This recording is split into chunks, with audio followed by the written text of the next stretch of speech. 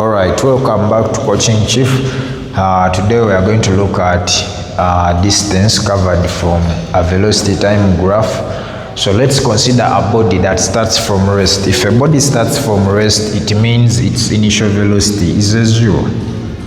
Then it attains some velocity v, means its final velocity v is a v in a time t.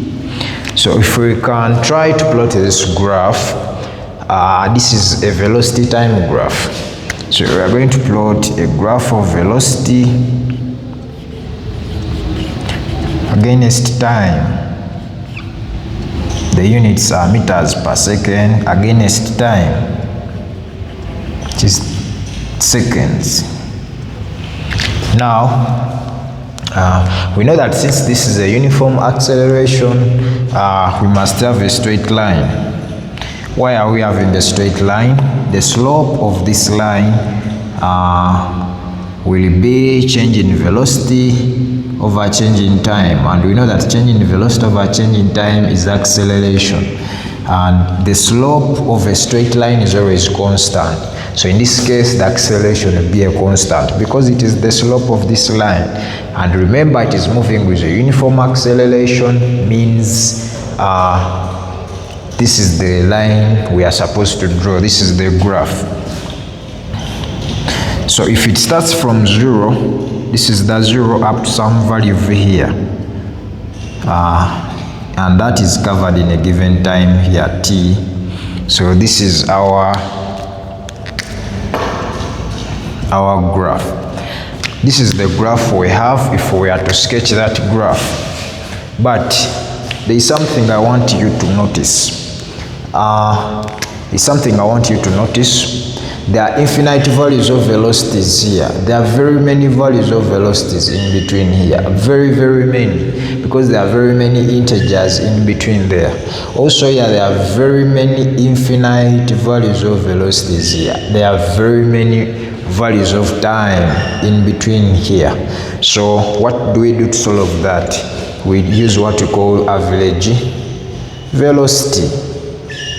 So average velocity will be the initial velocity is 0 plus the final velocity over 2, which is v over 2.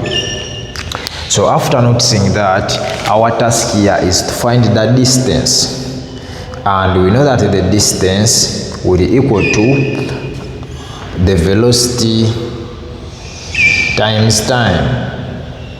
Remember velocity is equal to distance over time. We have already seen that from our definitions that the velocity is the rate of change of displacement with time. And in this case, we are assuming that displacement is the same as distance in this case. Or we can just change this into displacement, which is the same thing almost. So our displacement or distance will equal to the velocity. But in this case, we are going to take the average of the velocity because we don't have a unique velocity for this motion, rather an infinite number of velocities in between the initial and the final. So we are going to take the average velocity, which is v over 2 times the time. This is the same as a half times v times t. Now, what do you notice? What we are having here is actually a half times v times t. Now let's compare with the area of the shaded region. The area of the shaded region is going to be, since it's a triangle, it's going to be a half times base times height. So this is the same as a half times the base. The base is from a 0 to t. So that is t minus 0 times the height. The height will be v minus 0.